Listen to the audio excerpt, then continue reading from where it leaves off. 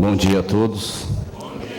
Que Jesus nos envolva, nos faculte nesta manhã refletirmos uma vez mais em torno da sua mensagem.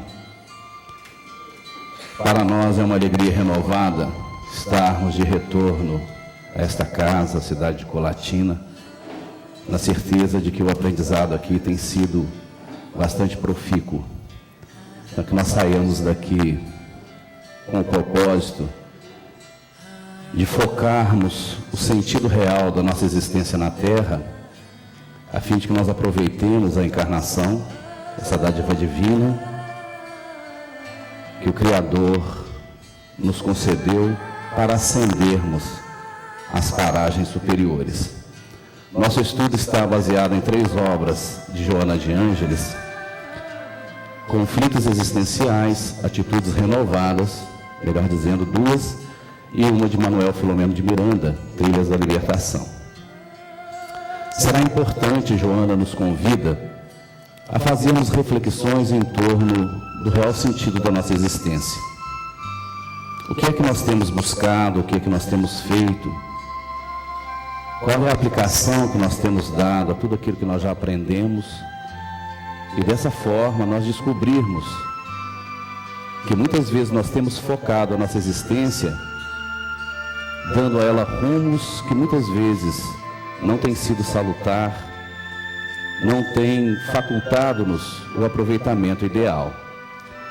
Antes de nós entrarmos no tema propriamente dito, nós vamos assistir a um pequeno vídeo para a gente já ir se direcionando, talvez já conhecido de muitos, mas uma situação bastante interessante que nós vivemos no nosso dia a dia e muitas vezes não nos apercebemos. Nós que muitas vezes estamos no afã, na busca da sobrevivência, ou pelo fato de estarmos focando a nossa vida em situações que não deveriam fazer parte mais da nossa existência, e muitos de nós que já chegamos à maturidade, à senilidade, também às vezes ficamos questionando qual é o sentido da nossa existência.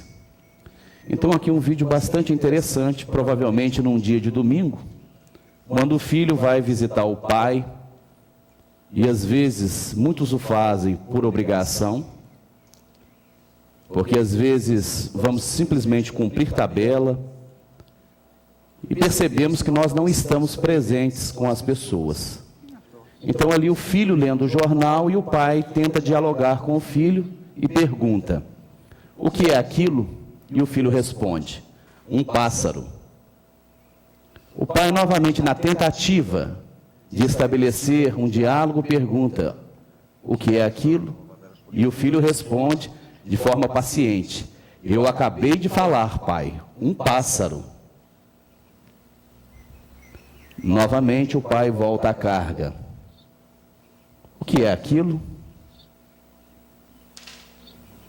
E o filho agora mais pacientemente responde: um pássaro, pai, um pássaro, um pássaro. E volta a ler o seu jornal. Por que você está fazendo isso? Eu já falei várias vezes, é um pássaro. Não consegue entender? Aonde você está indo? O pai então adentra a residência. O filho, obviamente, começa a cair em si. E o pai retorna com seu velho diário. E o pai, então, busca nas suas anotações um fato bastante interessante. E pede ao filho que leia em voz alta. O filho, muito constrangido, começa: hoje meu filho mais novo, que fez 3 anos há poucos dias, estava sentado comigo no parque quando um pássaro se aproximou de nós. Meu filho perguntou-me 21 vezes o que era aquilo. E eu respondi todas as 21 vezes que era um pássaro. Eu o abracei cada vez que ele me fazia a mesma pergunta, uma vez após outra, sem ficar zangado, sentindo carinho pelo meu garoto.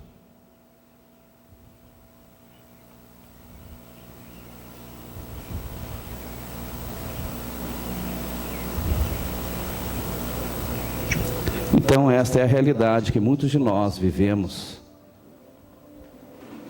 E a gente para se perguntar, será que o nosso comportamento tem sido muito diferente? Será que as buscas que nós temos feito, o sentido que a gente tem dado à nossa existência, tem valido a pena? Esquecidos que esses que nos antecederam, que nos proporcionaram a experiência no corpo, fizeram de tudo para que nós chegássemos aonde estamos, e a retribuição que nós temos dado tem sido à altura, quando Allan Kardec, no Evangelho segundo o Espiritismo, vai trazer-nos a lição do dever, dizendo-nos que o dever vai mais além do que a obrigação, que nós criamos aquela ideia de que os filhos têm a obrigação de cuidar dos pais, quando na realidade nós temos o dever, e o dever vai muito além. Então é o questionamento que nós fazemos, e Jesus já nos terá dito que aonde estiver o vosso tesouro, aí estará o vosso coração. Então, para onde direcionarmos os nossos objetivos, aí estaremos presentes. Mas lamentavelmente nós estamos presentes nas coisas impermanentes, por isso nós temos sofrido tanto. E Joana então vem em nosso socorro, dizendo-nos o seguinte, que a força dinâmica e geradora e mantenedora do universo é o divino pensamento. Através do pensamento, o ser humano expressa-se por intermédio de complexas engrenagens que se estruturam em linguagens variadas e ações realizadoras. De acordo com o teor vibratório do pensamento, bom, regular, ou mal ou infeliz, pode-se aferir o nível moral do indivíduo. Então, de acordo com os nossos pensamentos, nós mesmos teremos condições de avaliar quem nós somos, aonde em que nível moral nós nos encontramos. Às vezes nós estamos aí preocupados em buscarmos os médiuns a fim de desvendar o que fizemos, o que nós fomos, quem nós somos. Basta nós avaliarmos qual o teor vibratório, em que faixa nós nos situamos, e obviamente nós saberemos em que nível moral nós estamos. E Joana continua dizendo-nos, em razão disso, cada qual vive no mundo edificado pelo seu pensamento. Sempre estarás pensando. Porque às vezes nós perguntamos às pessoas assim, o que você está pensando? Ah, não estou pensando em nada. Mas nós sempre estaremos pensando, estaremos gerando alguma coisa, e essa coisa que tem vida será projetada na psicosfera, e nós estaremos adensando, engrossando essa psicosfera, ou fazendo com que ela se torne menos densa. E ela nos diz que asseveram os estudiosos do pensamento humano, que uma criatura normal, num dia de 24 horas, elabora 95 mil pensamentos. Se a gente tiver dúvida, é só contar. Então, se num dia de 24 horas, nós elaboramos 95 mil pensamentos, qual é o teor? Quais são os teores desses pensamentos? Será de assustar o panorama que nós enfrentamos nesses dias? Quando nós estamos preocupados com a violência, com o alastrar do mal, será?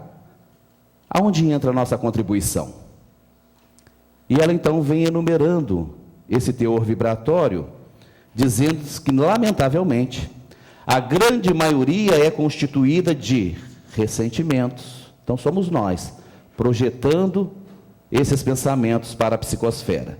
Interesses vis, paixões negativas, anseios libertinos repetitivos, vulgares, quando não são elaborados em formas inexpressivas.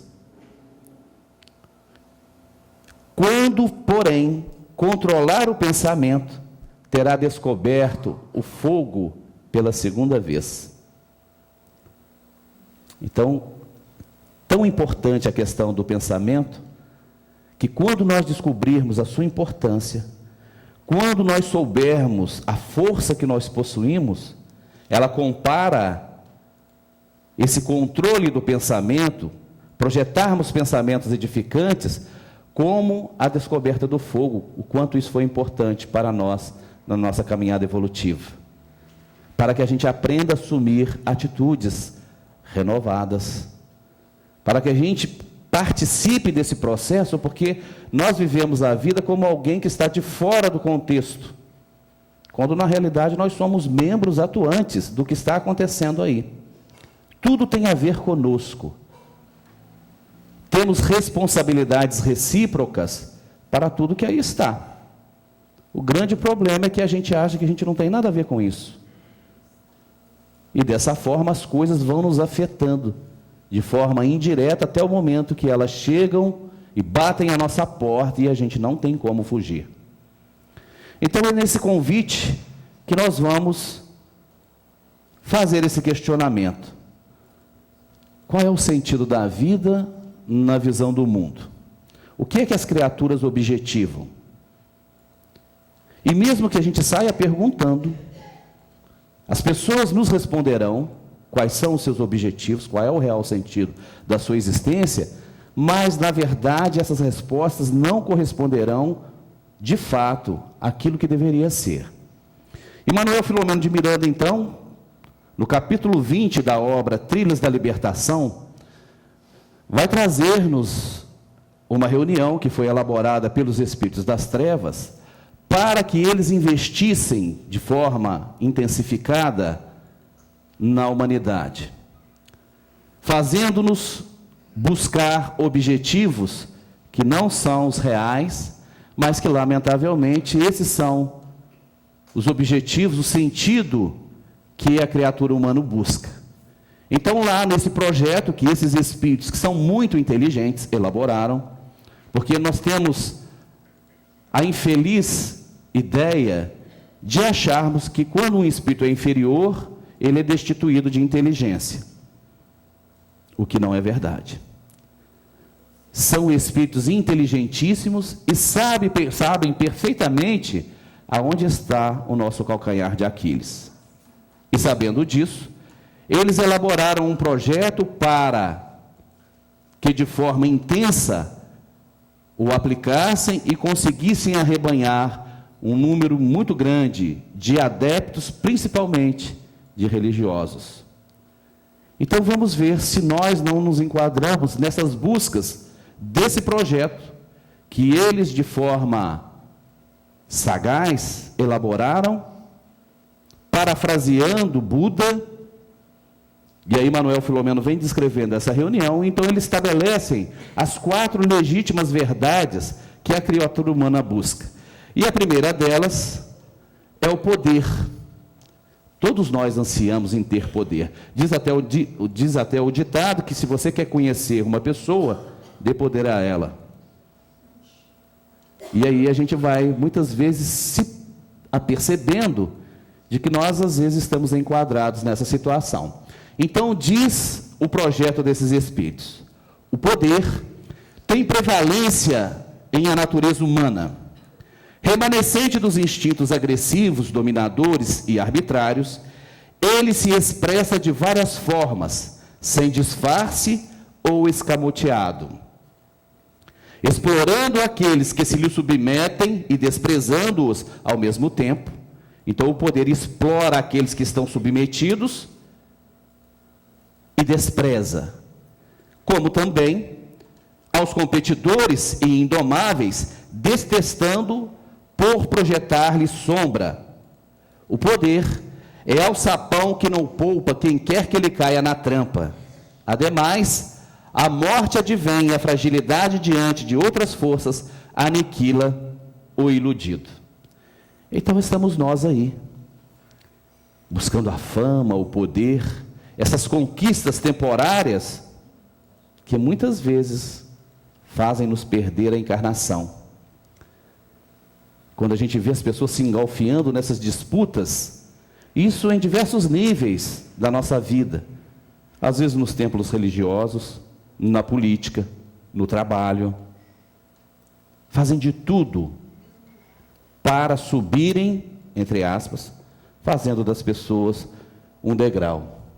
O segundo plano, o sexo. E aí nós vemos, nos dias atuais, os apelos, essa massificação, quando as pessoas, no afã de viver as sensações, não medindo consequências, muitas vezes deixam tudo para trás, para viverem momentos de prazer, que vão se tornar séculos de sofrimento. E aí, dentro do projeto, eles dizem: o homem é um animal sexual que se compraz no prazer. Deve ser estimulado ao máximo. Então, é esse bombardeio que nós estamos sofrendo dentro da nossa casa. Quando a gente liga a televisão e não selecionamos os programas, porque as peladas da televisão dão ibope, a audiência é alta, e a gente está lá, mudando de canais, a cata desses programas bastante instrutivos, que vão mexendo com o homem velho, e aí a gente vai buscando, ou na internet, principalmente quando estamos sozinhos em casa. Quantos de nós estamos, já que não tem ninguém, a gente aproveita e acessamos esses sites pornográficos, porque ainda estamos presos às sensações. E dentro desse projeto eles continuam, que nós deveremos ser estimulados ao máximo até a exaustão, aproveitando-se-lhe as tendências e, quando ocorrer o cansaço, levá-lo aos abusos.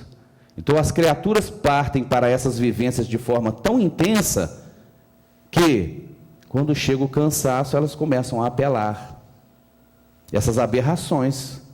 E aí o sujeito já não mede mais as consequências, ele quer viver o prazer de qualquer forma, e nós encontramos o sexo explícito aí nas ruas. É o momento que nós estamos atravessando, fruto desta influência que os espíritos das trevas aproveitam, encontrando, é claro, guarida em nossa intimidade. Levá-lo aos abusos, às aberrações. Direcionar esse projeto aos que lutam pelo equilíbrio das forças genésicas é o empenho dos perturbadores, propondo encontros, reencontros e facilidades com pessoas dependentes dos seus comandos, que se acercarão das futuras vítimas, enleando-as nos seus jogos e envolvimentos enganosos. Então é o que nós temos assistido. E daí nós temos muito cuidado, porque essa influência ela é muito sutil. Então nós vemos às vezes lares se desfazendo, porque é o companheiro que agora se enamorou de uma criatura mais jovem e acha que encontrou a felicidade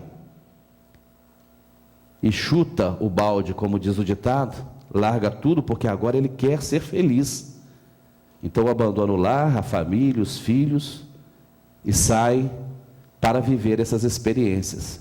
Fruto muitas vezes dessas influências que vão nos bombardeando, minando a nossa estrutura.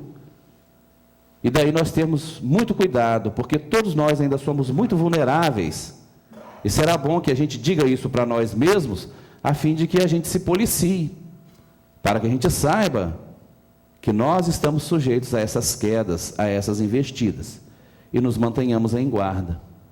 Porque a gente sai de casa muito bem orado, muito bem rezado, e vai encontrando as pessoas perturbadas, nós nos perturbamos, porque o sexo está aí aflorado, as pessoas querem viver as experiências, sem se darem conta da importância dessa energia criadora que nós carregamos e que nós permutamos com o outro.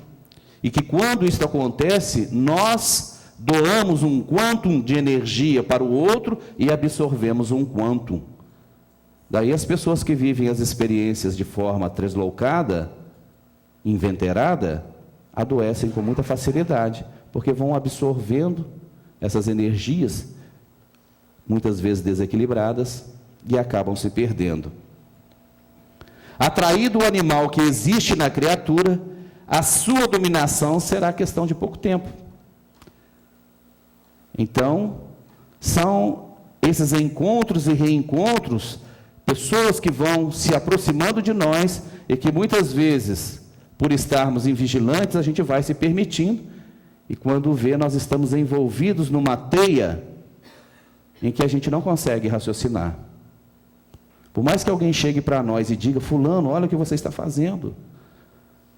Você está julgando anos de convivência, de lutas ao lado de uma pessoa digna. Será que você não está trocando isso tudo por uma aventura? Mas o sujeito não consegue raciocinar, porque ele está fascinado, quer a qualquer preço ser feliz, à custa da infelicidade dos outros. Então, o que é que nós temos absorvido? O sentido, aonde estamos colocando o nosso tesouro? Porque Jesus já nos terá dito no sermão profético que nós só nos salvaremos se nós perseverarmos até o fim. Mas a gente acha que, por estarmos frequentando a casa espírita, por termos um pouco do conhecimento do que seja o mundo espiritual, um pálido conhecimento, a gente acha que já vitoriou, que já nessa existência já estamos salvos. E quando a gente pensa assim, nós estamos a um passo do abismo, porque não nos mantemos em guarda. O terceiro projeto, o dinheiro, que nós estamos aí no afã de conquistar coisas, e vivemos de tal forma arraigados a isso, o que até um certo ponto é louvável, a fim de que nós não sejamos pesados a ninguém, à sociedade, mas nós nos penduramos aí em diversos empregos, correndo atrás de deixar um futuro melhor para os nossos filhos, para a família, e a gente se esquece do essencial, do real sentido da existência. Quando a gente acorda, nós já perdemos aquilo que era importante, ou vamos gastar tudo que nós ganhamos para tentar salvar o filho drogado, a filha prostituída, a família desmantelada, porque nós ficamos presos, pura e simplesmente, nas conquistas materiais. E aí, nós passamos a coisificar as pessoas e humanizamos as coisas, porque as coisas passam a ter uma importância muito maior na nossa vida do que as pessoas. Então, se algo acontece com um objeto nosso, nós destratamos muitas vezes. Se alguém, de forma imperceptível ou sem querer, estraga algo que a gente tem como importante, a gente distrata, maltrata. Se alguém arranha o nosso carro, a gente é capaz de fazer loucuras. E a gente vai coisificando, ou melhor, humanizando as coisas, que muitas vezes alguém vai e bate, esbarra no nosso carro, e isso já está tão impregnado em nós que a gente chega para o companheiro e diz assim: hoje bateram na minha traseira. Aí a gente olha para ver se... Não, não é a traseira do meu carro. Porque nós... Vejamos como nós estamos. Humanizando as coisas. Bateram na minha traseira. E aí, o dinheiro, que compra vidas e escraviza almas, será outro excelente recurso decisivo nesse projeto. A ambição da riqueza, mesmo que mascarada, supera a falsa humildade, e o conforto amolenta o caráter.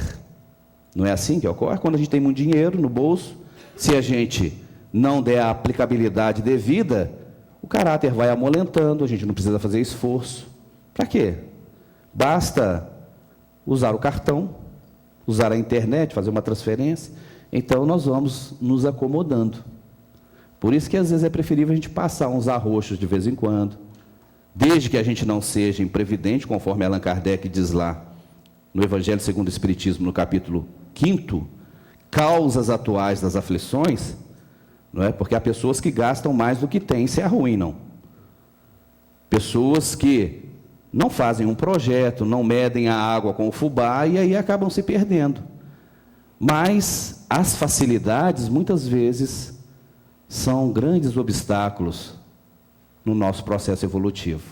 Com certeza. Daí os espíritos superiores, normalmente, quando vêm para a Terra, escolherem, tanto no que tange ao corpo físico, quanto na vida que terão, evitam ao máximo a prova da beleza, as facilidades econômicas, a não ser que isso lhes sirva para buscarem desenvolver um determinado trabalho, mas evitam para que não caiam e percam a encarnação. E aí os espíritos continuam. A ambição da riqueza, mesmo que mascarada, supera a falsa humildade e o conforto amolenta o caráter, desestimulando os sacrifícios. Sabe-se que o cristianismo começou a morrer quando o martirológio foi substituído pelo destaque social. Quando a religião foi incorporada ao Estado, nós vimos o desastre que ocorreu com o cristianismo. E o dinheiro comprou coisas, pessoas e até mesmo o reino dos céus, aliciando mercenários para manterem a hegemonia da fé. E o dinheiro é algo tão interessante que a gente pode constatar o que ele faz conosco, porque lamentavelmente a gente se deixa possuir pelo dinheiro, pelas coisas. Daí Chico dizer, quando questionado se ele ganhasse na loteria, o que ele iria fazer? E ele respondeu: minha preocupação não é o que eu vou fazer com o dinheiro, é o que o dinheiro vai fazer comigo.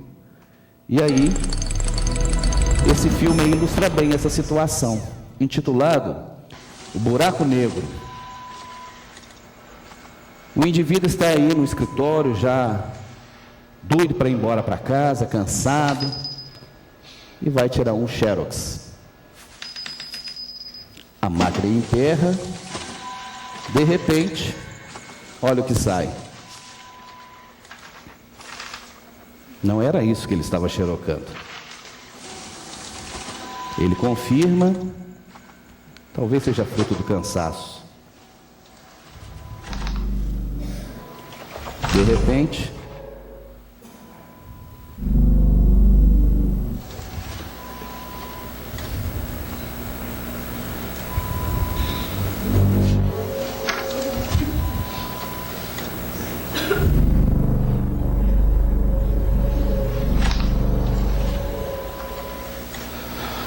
aí a mente começa a trabalhar, né? Ele olha para o buraco, testa, aonde eu posso aplicar isso?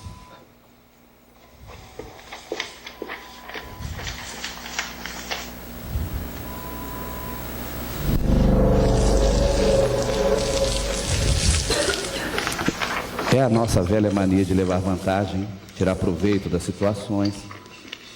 Mas não satisfeito, a sala da diretoria é interessante, né?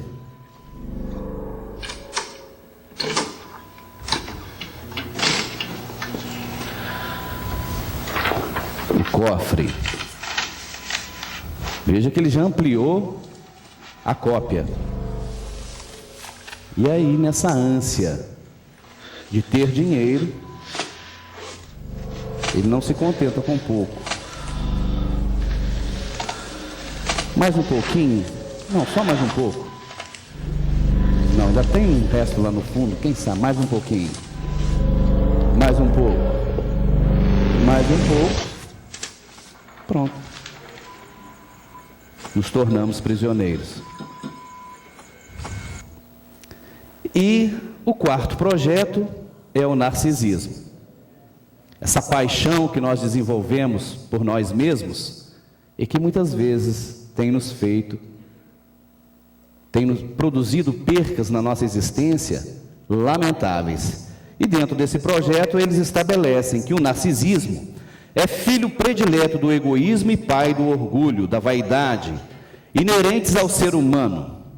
Fomentar o campeonato da presunção nas modernas escolas do espiritualismo, ensejando a fascinação, é item de alta relevância para a queda desastrosa de quem deseja a preservação do ideal de crescimento e libertação. Então é por isso que nós temos assistido essa competição louca. As disputas, as pelejas, em que os companheiros, muitas vezes, mesmo dentro das agremiações religiosas, estão na busca de aparecerem, de denegrirem a imagem do outro. O culto ao corpo, essa preocupação excessiva, que aí está e que muitas vezes, se a gente não estiver dentro dos padrões que o mundo estabelece, a gente entra em depressão, porque nós não estamos de conformidade com o que as pessoas ditam. A moda que a gente se torna escravo, daí se não estivermos vestindo a roupa tal, com a marca qual, nós estamos fora do contexto. Nos realizamos nas coisas, e como as coisas são perecíveis, a gente se frustra, e a gente entra a vivenciar experiências lamentáveis. O orgulho entorpece o sentimento e intoxica o indivíduo, cegando-o e enlouquecendo-o. Pavoneando-se, exibindo-se, o indivíduo desestrutura-se e morre nos objetivos maiores para cuidar apenas do exterior, do faustoso, a mentira de que se insufla. Então, essa é a vida de aparências que nós estamos vivendo muitas vezes, preocupados em exibir-nos, em exibir as coisas que a gente pensa que tem, que daqui a pouco a gente vai ter que deixar, e aí vamos criando processos de dor na nossa existência, na existência dos outros, que a gente não precisaria passar.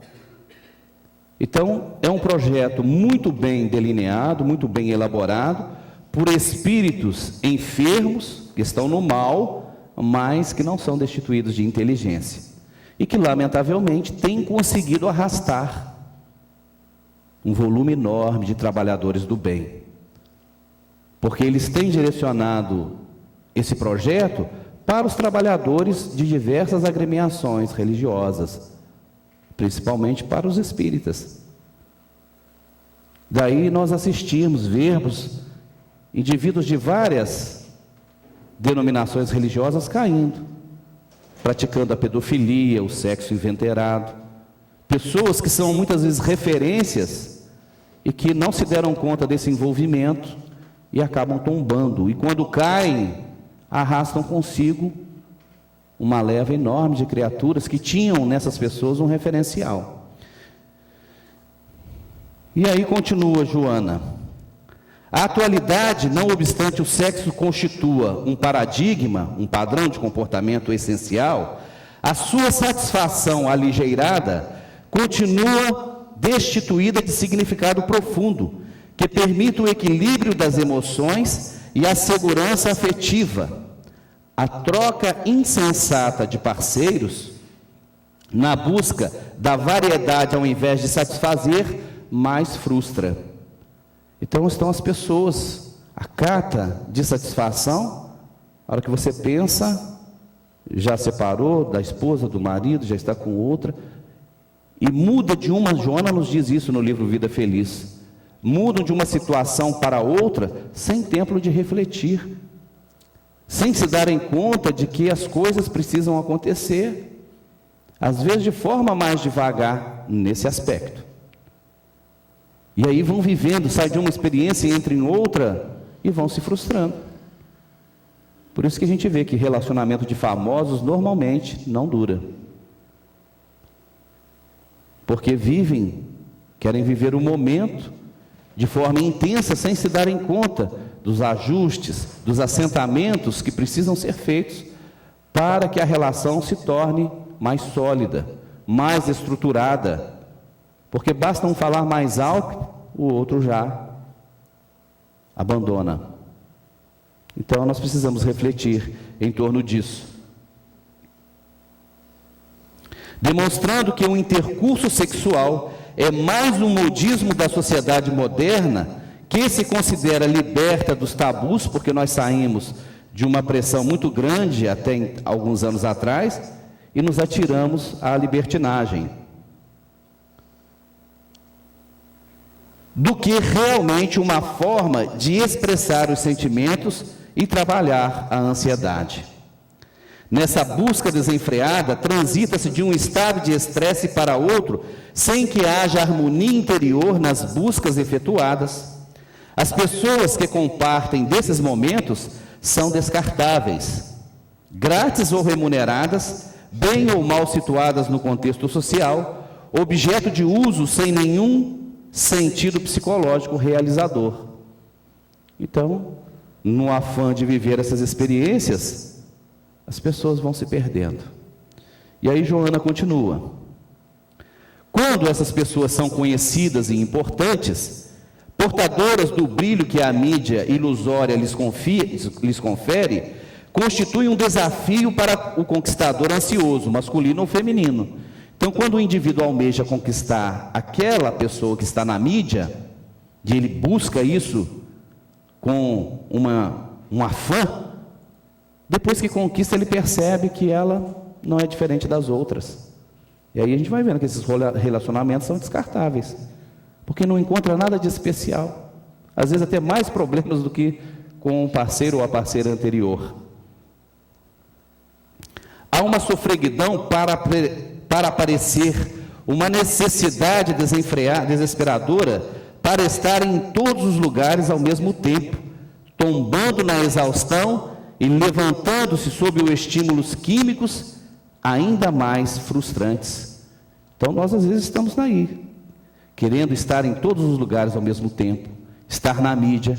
Quantas criaturas se frustram por não aparecerem na coluna social, nas colunas sociais? Então queremos abarcar tudo, e aí a gente não dá conta. Por isso nós encontramos o indivíduo às vezes apelando para os químicos, para os fármacos, e muitas vezes tombando.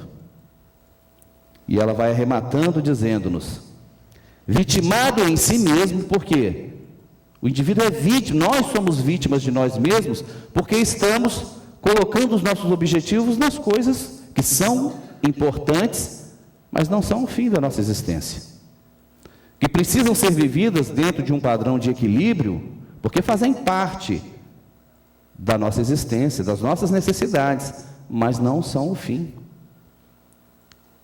Há coisas mais importantes para a gente poder viver, porque a existência ela é muito breve, a gente não se dá conta disso. E as coisas vão acontecendo de uma tal forma que a impressão que a gente tem é de que o tempo está andando mais rápido. Há até a teoria de que o nosso dia teria apenas 16 horas, e às vezes a gente tem essa impressão, porque a gente fecha os olhos e já acorda. Mas o fato é que nós estamos acontecendo no tempo. Então estamos fazendo muitas coisas ao mesmo tempo e não temos parado para refletir no que de fato é importante, no que acrescenta para nós. Quando Allan Kardec fala da verdadeira propriedade, o Evangelho segundo o Espiritismo, e nós não estamos preocupados nessa conquista do que é real, do que a gente vai levar. Então será importante que a gente faça um stop, que a gente veja o que de fato é importante para nós na vida. Porque se estamos tomando esses caminhos, há tempo de nós retomarmos. Se até ontem o nosso nível de consciência estava focado nessas questões, hoje a gente já tem a maturidade um pouco mais desenvolvida para a gente eleger o que seja melhor. Quando Jesus convida Marta a parar e a repensar no que ela estava fazendo, ele não disse que as suas preocupações não eram importantes, mas ele apresenta uma situação melhor, que Maria havia escolhido a melhor parte. Então nós estamos aí com as opções da vida, podendo seguir para esse ou para aquele caminho, mas que a gente opte por aquilo que seja de fato o melhor. Então é estarmos nessa experiência, na vivência com o outro, desfrutando do que isso nos proporciona, do calor das pessoas, do olhar, da presença. Estamos vivendo esse tempo sem tempo, correndo para lugar nenhum, e a gente faz as coisas correndo para chegar às vezes em casa para ficar à toa. Então, se estamos aqui, nós não estamos presentes muitas vezes, porque estamos preocupados, que hora que esse camarada vai acabar de falar para eu poder ir embora, porque eu vou para a piscina, eu vou para o jogo, eu vou fazer isso, eu vou fazer aquilo, e a gente não fica presente nas coisas que nós estamos fazendo, por isso a gente não registra. E aí somos aquelas pessoas que ficamos repetindo os atos, porque a gente sai de casa, mas o pensamento está focado em outra coisa, então a gente chaveia a porta, quando a gente chega lá embaixo, a gente volta, será que eu fechei? Será que eu desliguei o gás? Porque nós não estamos presentes nas coisas que nós estamos fazendo. As pessoas estão conversando conosco e o pensamento está longe. Aí a pessoa nos pergunta, o que você acha? Aí a gente se perde, porque a gente não estava prestando atenção. Então, quando a gente estiver nesse processo de aprendizado, que a gente esteja presente nessa troca, porque é isso que a gente vai levar.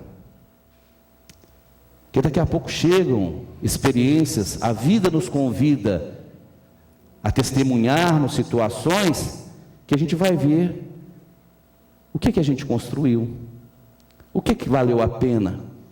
Terá valido a pena se pendurar em 3, 4 empregos, esquecido do essencial? Terá valido a pena perdermos tempo com tantas coisas fúteis? E agora a vida nos acena aos testemunhos.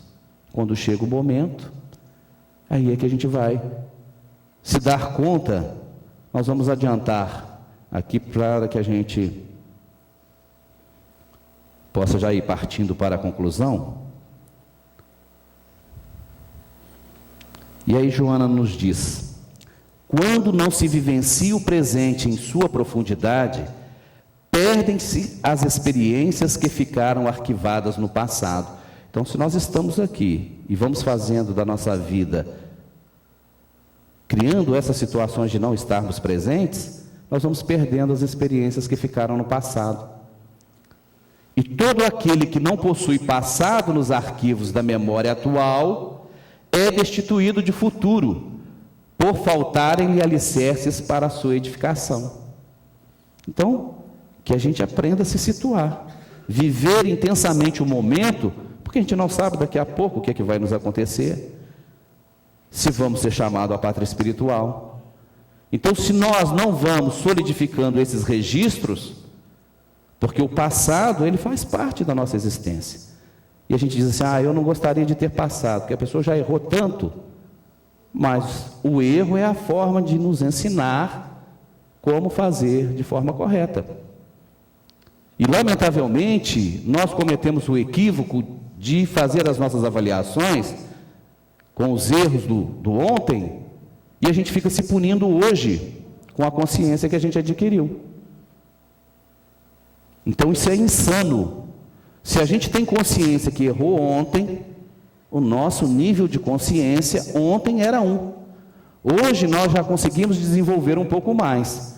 Se tivéssemos a consciência ontem a que temos hoje, talvez nós não tivéssemos feito isso ou aquilo que nos atormenta.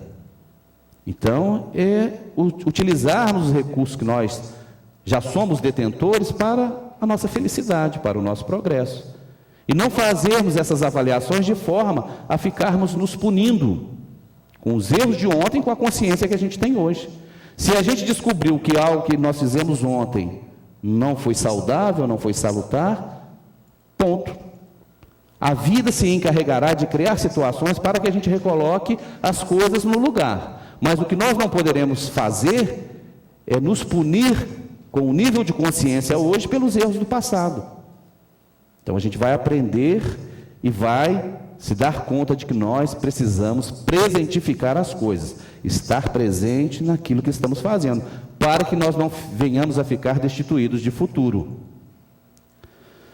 Nessa volúpia hedonista, ou seja, da satisfação, da busca do prazer, o egotismo governa as mentes e condutas, produzindo o isolamento na multidão e a solidão nos escaninhos da alma. Quantas criaturas estão sozinhas na multidão? Vivem sós, solitárias. Por quê?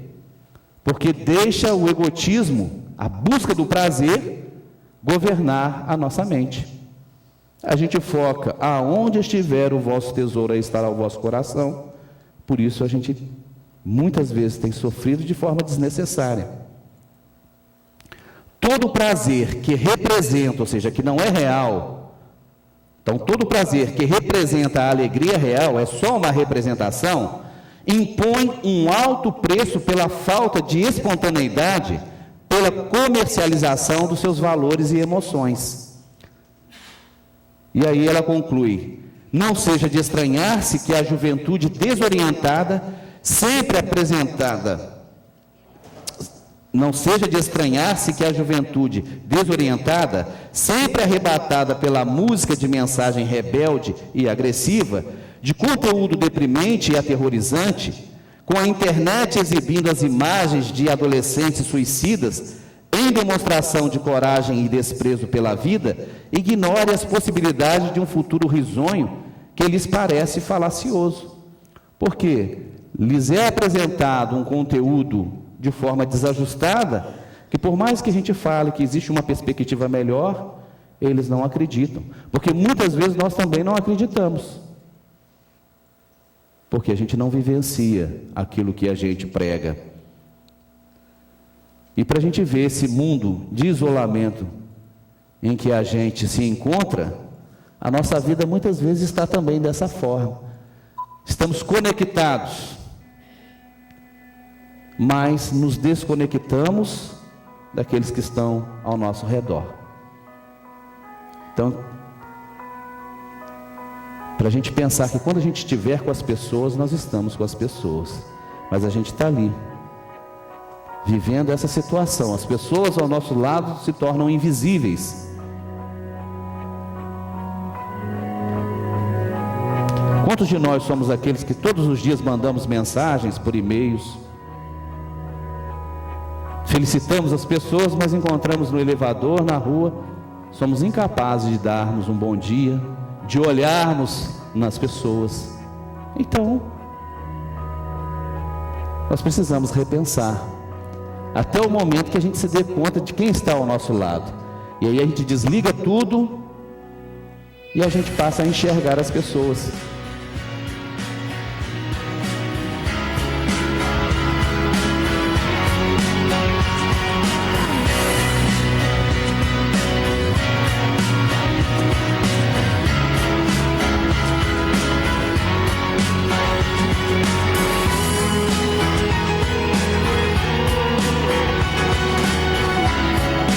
ปิดเพื่อเปิดรับคนรอบข้างบ้าง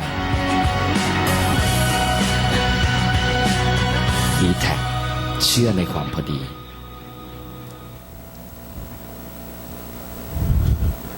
Pessoa alguma encontra-se na indumentária carnal por impositivo do acaso ou por injunção de um destino cego e cruel. O vazio existencial consome o ser e atira-o na depressão, empurrando-o para o suicídio. Em uma cultura saudável, a alegria não impede a tristeza. Isso é importante a gente saber, que a tristeza faz parte da nossa existência. Nem essa atormenta, por constituir-se um fenômeno psicológico natural do ser profundo em si mesmo. Então, vivendo esse panorama que a gente vive, é natural que haverá dias em que a tristeza terá lugar na nossa intimidade, mas ela não deverá ser constante, não deverá ser cultivada, mas ela é saudável, até para nós termos parâmetros que determinadas coisas não são boas, não são positivas. Então, mesmo a tristeza não vai impedir a nossa alegria. Passaremos por momentos de dificuldade, de testemunhos, e precisaremos ser testados, e é o que Joana vai dizer-nos mais à frente. todo aquele que põe a sua confiança e tranquilidade nos valores terrenos, isso é importante para a gente se situar, sofre incertezas e inquietações, os efeitos das mudanças inevitáveis na economia, nos relacionamentos sociais, nas amizades que sempre de curta duração. Então, se o nosso foco está nessas coisas, na bolsa de valores, nas coisas que a gente possui, nós vamos sofrer com as mudanças, porque essas coisas mudam, se deterioram. Mas quando se põe a confiança no Senhor da vida, e aqui Joana reforça, se a nossa confiança em Deus, ela é real, ela não é da boca para fora, a Ele se entregando em regime de totalidade, e aí a gente abre um parênteses, confiamos de fato no Criador? Quando as situações chegam, batem à nossa porta, será que a gente não pensa que Deus errou de endereço? Senhor, é para mim mesmo? Então, é aí que a gente vai se dando conta. Se a gente coloca a nossa confiança em Deus, em regime de totalidade, sem qualquer dúvida, jamais faltam os recursos indispensáveis à felicidade, ao prosseguimento da jornada, à continuidade das aspirações. Então poderemos estar passando, qual dificuldade seja, se nós colocamos a nossa confiança em Deus, vamos passar às vezes alguns arroxos, alguns tormentos, algumas dificuldades necessárias, mas nunca faltará o essencial para nós. Na oração dominical, quando Jesus nos ensina a pedir o pão nosso de cada dia, a gente pode ter a certeza que nunca vai faltar o pão. O problema é, como dizia Chico, é que a gente pede o pão, a mussarela, o presunto, o queijo, aí às vezes vai faltar. Mas se a nossa confiança em Deus é irrestrita, aconteça o que acontece, nós somos filhos dele, herdeiros, só que a gente não se deu conta disso. A gente está preocupado em amealhar coisas, porque a gente ainda não percebeu que tudo que está aí é nosso. Mas a questão é de saber usufruir. Então a gente está nessa preocupação de amontoar, de reter, e a gente não usa a inteligência para perceber que se somos filhos do Pai, se tudo que está aí foi Ele quem criou, então somos seus herdeiros. Só que com a dificuldade que carregamos ainda de não percebermos essa realidade. A fé, por isso mesmo, deve ser trabalhada, testada. O grande problema é esse, a gente diz que tem, mas na hora que chega o momento de aferição, a gente não quer o teste.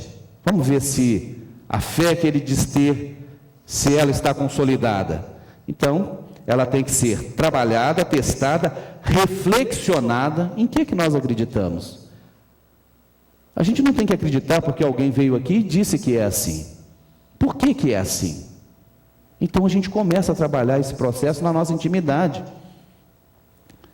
Cada vez mais, não permanecendo estagnada num conjunto de crenças que não resistem ao fogo do testemunho. Por isso muitas pessoas às vezes viram espíritas e desviram, porque acham muito bonito o espiritismo, mas acham que pelo fato de serem espíritas já estão livres dos testemunhos que precisarão passar. Quando os testemunhos vêm, abandonam, porque acham que os espíritos abandonaram, né, que Deus esqueceu de nós, que afinal de contas não está reconhecendo o meu trabalho na casa espírita, os espíritos, e aí a gente começa a arrumar uma série de justificativos e abandonamos. Então, se não passar, se a fé não for trabalhada, raciocinada, passar pelo fogo do testemunho, a nossa fé é uma fé da boca para fora. Será um conjunto de crenças que não resistirão ao fogo do testemunho.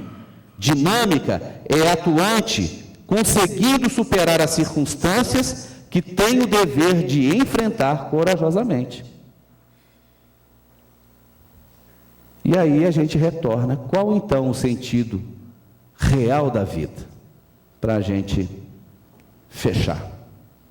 Se não está no poder na busca do sexo, do dinheiro e do narcisismo, que é o que a maioria das pessoas tem focado a sua existência, a própria ciência já descobriu o que de fato realiza a criatura humana.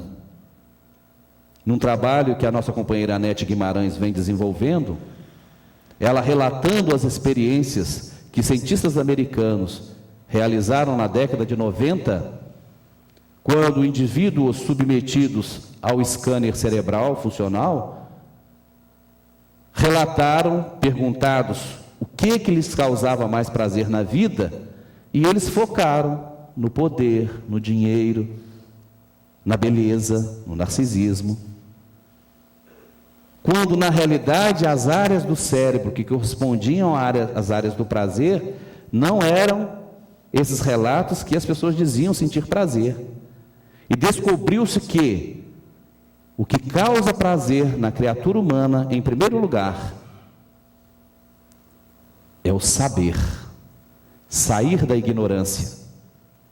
Então, o que nos promove interiormente, o que nos realiza de fato, é conhecer a verdade, para que a verdade nos liberte. Vejamos, Jesus já havia dado essa informação que a ciência agora está descobrindo, que a primeira fonte de prazer da criatura humana é o aprendizado.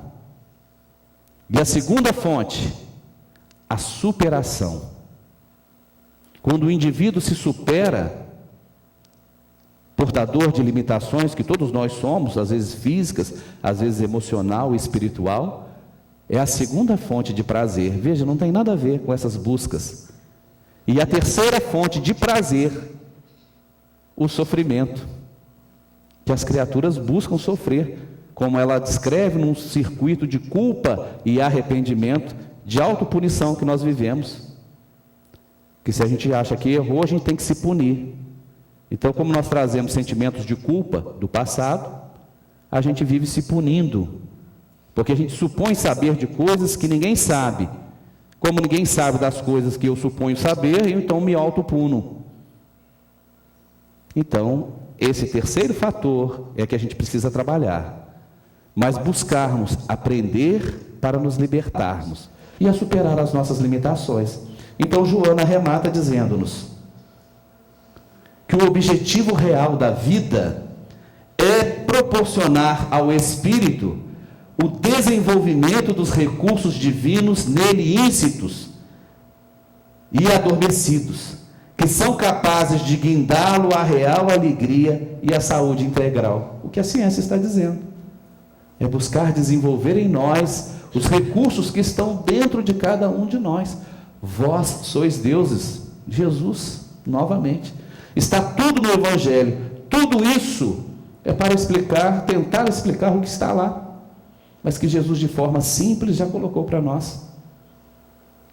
Então que nós avaliemos aí a nossa existência, a nossa vida, o foco que temos dado a tudo aquilo que a gente julga que é importante, e vamos avaliar se de fato isso é importante.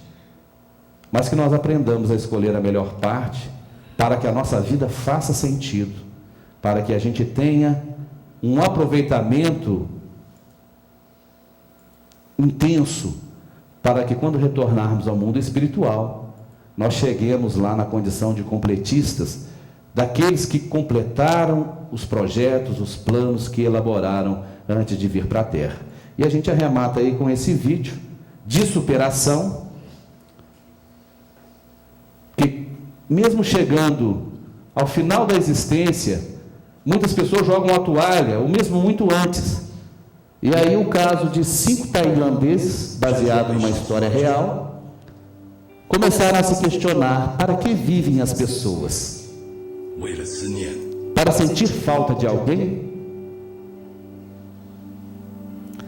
Para apenas seguir vivendo? Para viver mais tempo? Ou para ir embora?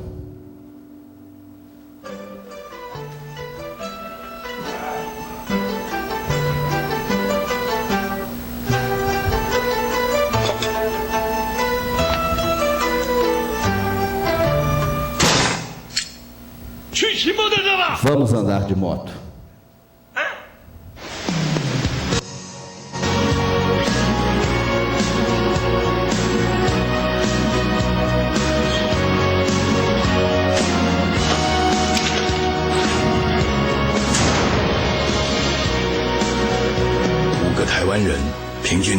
Estes 5 tailandeses, com idade média de 81 anos, um é surdo, outro tem câncer, outro problemas de coração, todos com artrite degenerativa.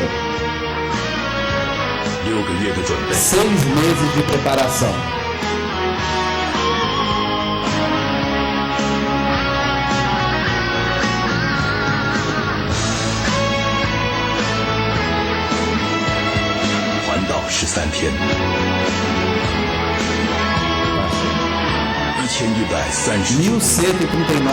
quilômetros rodados. De norte a sul. De noite e de dia. Por uma simples razão.